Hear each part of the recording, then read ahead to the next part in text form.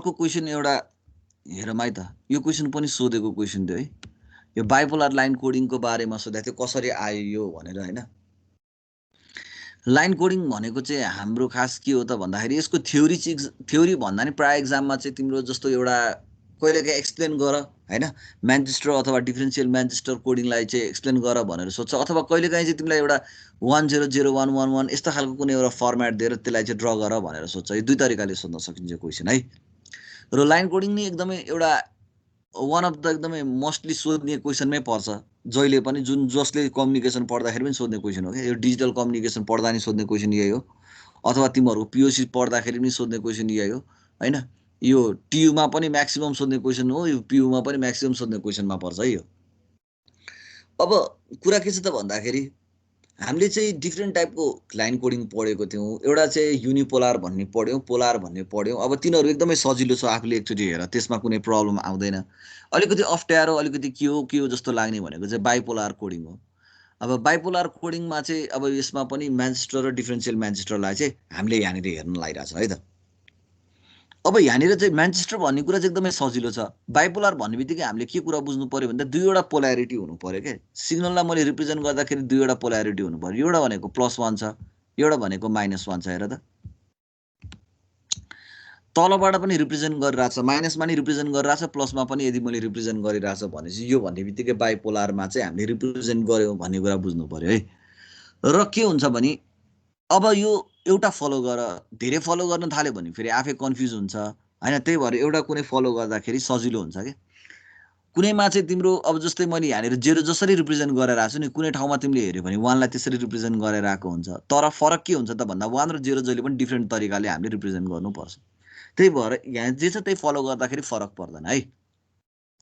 यस्तो के भन्छ त भन्दाखेरि रिप्रेजेन्ट गर्दाखेरि यो खास त्यस्तो डेफिनेसन मात्र हो हैन अब अरूले यस्तो हुन्छ भनेर रिप्रेजेन्ट गर्ने एउटा कुरा मात्र हो यो रिप्रेजेन्ट किन गर्नुपर्छ त भन्दाखेरि लङ सिक्वेन्स अफ 1 र लङ सिक्वेन्स अफ 0 आयो भने 1 आउँदा त प्रब्लम हुँदैन सिग्नल देखिन्छ लङ सिक्वेन्स अफ 0 आइरह्यो भन्दाखेरि त्यो प्रब्लमलाई चाहिँ कसरी सल्भ गर्ने भनेर चाहिँ खास यस्तो खालको इन्ट्रोडक्सन हुँदै गएको हुन्छ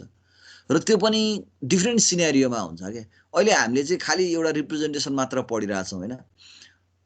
अब यो सबै कुराहरू चाहिन्छ तर कुन एप्लिकेसनमा कुन युज गर्ने भन्ने कुरा चाहिँ हामीमा डिपेन्ड गर्छ के जस्तो मैले कुनै एउटा प्रोजेक्ट गरिरहेको छु अनि मैले सिम्पल खालको प्रोजेक्ट युज गरिरहेको छु र एउटा रोबोट बनाइरहेको छु सपोज है मैले एउटा रोबोट बनाइरहेको छु अनि त्यसपछि त्यसमा चाहिँ मैले मेरो भोइस सिग्नल चाहिँ पठाइरहनु पर्यो मैले मेरो भोइस सिग्नल पठाइरहँदाखेरि चाहिँ मैले चाहिँ एउटा कोडिङ लाइन कोडिङ गरेर पठाएको छु त्यो भनेको चाहिँ म्यान्चेस्टर कोडिङ हो भनेर छ भने हो त्यस्तो खालको एप्लिकेसनमा चाहिँ मैले म्यान्चेस्टर युज गर्न सक्छु ममा डिपेन्ड हुने कुरा हो तर मैले एउटा के गरिरहेको छु त भन्दाखेरि त्यो सिग्नललाई एउटा ठाउँबाट अर्को ठाउँमा चाहिँ ट्रान्समिट गरिरहनु परेछ त्यो बेलामा चाहिँ मैले पिएसके युज गरिरहेको छु के फेज शिफ्ट किङ युज गरिरहेको छु त्यो बेलामा चाहिँ मैले युनिपोलार सिग्नल युज गर्दाखेरि पनि सफिसियन्ट हुन्छ भनेको मतलब एप्लिकेसन वाइज तिमीले कस्तो खालको एप्लिकेसन युज गर्छौ त्यो एप्लिकेसन चाहिँ डिपेन्ड गर्छ तिमीले के कोडिङ गर्ने भन्ने कुरा है त्यही भएर हामीले धेरै कोडिङ पढ्यौँ किन यत्रो कोडिङ पढ्यौँ भनेको रिजन चाहिँ के त भन्दा सबैको आफ्नो किसिमको एप्लिकेसन छ के अब यो भनेको चाहिँ अहिले हामीले हेर्न लागेको कुरा भनेको थियो अनि अहिले हामीले सिम्पल एकदमै सजिलो तरिकाले हेरिरहेको छौँ कि सिग्नललाई कसरी हामीले रिप्रेजेन्ट गर्ने भन्ने कुरा है अब यसमा के भयो त भन्दाखेरि बाइपोलर लाइन कोडिङमा चाहिँ हाम्रो +1 र -1 छ यो भनेको हाम्रो म्यान्चेस्टर छ म्यान्चेस्टरमा हामी के गर्छौँ त एउटा जेड आइरहेछ एउटा अपोजिट एउटा चाहिँ तिम्रो उल्टो जेड आइरहेछ एउटा चाहिँ सुल्टो जेड आइरहेछ भनौँ न त्यसरी हामीले रिप्रेजेन्ट गराइरहेछ म्यान्चेस्टर त्यही भएर त्यति गाह्रो छैन म्यान्चेस्टर चाहिँ तर डिफरेन्सियल म्यान्चेस्टर चाहिँ अलिकति सोच्नुपर्छ यो चाहिँ अलिकति अप्ठ्यारो छ कि यसले चाहिँ के भन्छ त भन्दाखेरि यदि मैले 0बाट सुरु गर्छु भने प्रायः जहिले पनि पोजिटिभबाटै सुरु गर्छु ठिक छ हेर है यो +1 मा स्टार्ट भएको छ धेरैजनाले के मिस्टेक गर्छ भने यो लाइनै बनाउँदैनौ के तिमीहरू योबाट यो बनाएको कुरा नै बनाइदैन धेरैजनाले डिफरेन्शियल म्यान्चेस्टरमा त्यही भएर अलिकति झुकिन्छ कुरा नबुझेको हो त्यो भने चाहिँ तिमीले कुरा बुझ्यौ भने चाहिँ त्यो कुरा मिस्टेक गर्दैनौ किनभने यसले के भन्छ त भन्दा 0 यदि मैले रिप्रेजेन्ट गरिरहेको छु भने जुन स्टेटमा स्टार्ट गरेको नि त्यही स्टेटमा गएर म इन्ड गर्छु के जस्तो यहाँबाट यहीँ गएर मैले इन्ड गरेँ ठिक छ जुन ठाउँमा स्टार्ट गरेँ त्यही ठाउँमा मैले इन्ड गर्छु अब 1 आयो भनेपछि के गर्छु त भन्दाखेरि 1 चाहिँ खाली एकचोटि गएर यो ठाउँ मात्र बस्छ क्या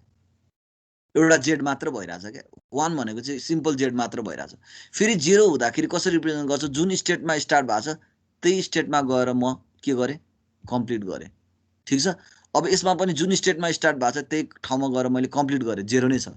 तर अब मेरो 1 आयो भनेपछि मैले के गर्छु, 1 लाई चाहिँ सिम्पल जेडले रिप्रेजेन्ट गर्छु। अब फेरि 1 आयो भने मैले सिम्पल केले गर्छु, उल्टो जेडले रिप्रेजेन्ट गर्नु पर्यो, किनभने लगातार 1 आयो भने चाहिँ फेरि के हुन्छ,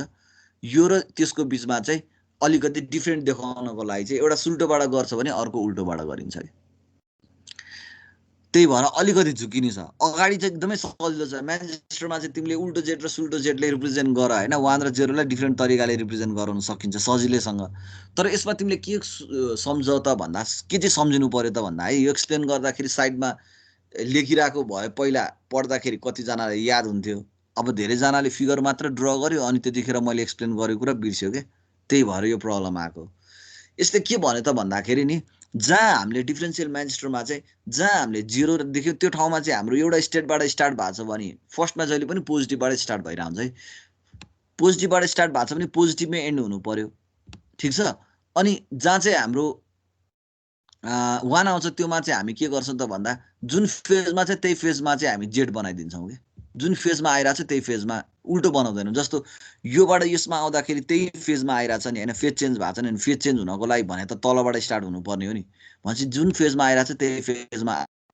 ठिक छ। 0बाट 1 भनेको योलाई चाहिँ मैले नो इन्भर्सन भनेर लेखेँ। तिमीले यति डिटेलमा नलेख्दा नि फरक पर्दैन है। तिमीले एक्जाममा सोद्धाखेरि अहिले जसरी ड्र गर्यो मैले केही कुरा एक्सप्लेन नगरिकन नि त्यसरी बनाउँदा पनि हुन्छ, खासै फरक पर्दैन। यदि एक्सप्लेन गर्छौ भने यो कुरा चाहिँ बुझ्न चाहन्छौ भने चाहिँ म तिमीहरूलाई बुझाइदिन्छु भनेर मात्र हो। यसले के भन्यो त भन्दाखेरि, यो इन्भर्सन भनेको चाहिँ इन्भर्सन भइरहेको छैन नि, किनभने यो ठाउँबाट यो ठाउँमा नन इन्भर्ट भइरहेछ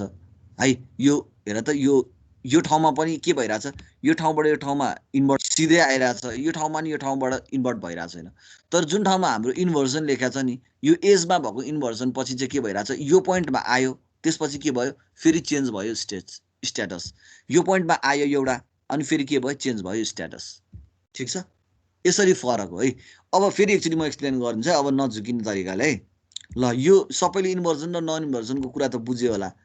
अब के रहेछ त कुरा भन्दाखेरि, डिफरेन्सियल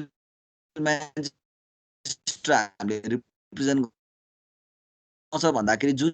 स्टेटबाट स्टार्ट भएको त्यही स्टेटमा पुग्नु पर्यो भनेपछि त्यही स्टेटमा चाहिँ हामी जेड बनाउँछौँ। फेरि अब 0 आयो, 0 आउँदाखेरि चाहिँ हामीले के गर्नुपर्छ, यो स्टेटबाट सुरु भएर यो स्टेटसम्म पुग्नु पर्यो। सरी होइन त, यो स्टेटबाट सुरु भएर यो स्टेटसम्म पुग्नु पर्यो है। अब फेरि 0 आयो भनेपछि फेरि यो माइनस स्टेटबाट स्टार्ट भएर फेरि माइनस स्टेटमै पुग्नु पर्यो होइन। अब 1 आयो भनेपछि के हुन्छ त, 1 मा चाहिँ जस्तो आइरहेछ त्यस्तै फेजमा यो लाइनमा आइरहेछ भनेपछि त्यही फेजमा के भन्नु पर्यो, जेड जस्तो भन्नु कि सुल्टो त हुन्छ। अब फेरि अर्को नि 1 आयो भनेपछि हाम्रो फेज चेन्ज हुँदैन, सेम स्टेटमा के गर्नु पर्यो, जेड बनाइदिनु पर्यो, उल्टो जेड के सुल्टो जेड बनाइदिनु पर्यो। भनेपछि गाह्रो त रहन्छ है। अलिकति कुरा के बुझ्नुपर्ने रहेछ त भन्दा, 0 आउँदाखेरि चाहिँ हामीले जहिले पनि जुन स्टेटमा सुरु भएको त्यही स्टेटसम्म पुर्याउनु पर्यो। 1 आउँदाखेरि चाहिँ के हुँदो रहेछ कि उल्टो सेट हुन्छ कि सुल्टो जेड हुन्छ। कसरी डिपेन्ड गर्दो रहेछ त, जुन फेजमा आइरहेछ त्यो फेज चेन्ज हुँदैन, त्यही फेजमा जान्छ। त्यहाँ चाहिँ केही कुरा कन्फ्युजै हुनु परेन। म्यान्चेस्टरमा चाहिँ उल्टो सेट र सुल्टो जेड भनी सम्झ। अनि कोही ठाउँमा तिमीले अब 1 लाई उल्टो तरिकाले रिप्रेजेन्ट गरा हुन्छ, कोही ठाउँमा 1 लाई सुल्टो तरिकाले रिप्रेजेन्ट गरा हुन्छ, त्यो त खास फरक पर्दैन होइन। अहिले जे छ त्यही कुरा अहिले जे छ हामीले पढाइ त्यही कुरा हेर्दा हुन्छ है। 0 छ भन्दाखेरि चाहिँ हाम्रो पोजिटिभ अहिले हामीले जेड भनेर लेखिरहेको छौँ होइन। यदि 1 छ भने चाहिँ उल्टो तरिकाले जेड भनेर सम्झ क्या, त्यति भएपछि कुरा मिलिहाल्यो।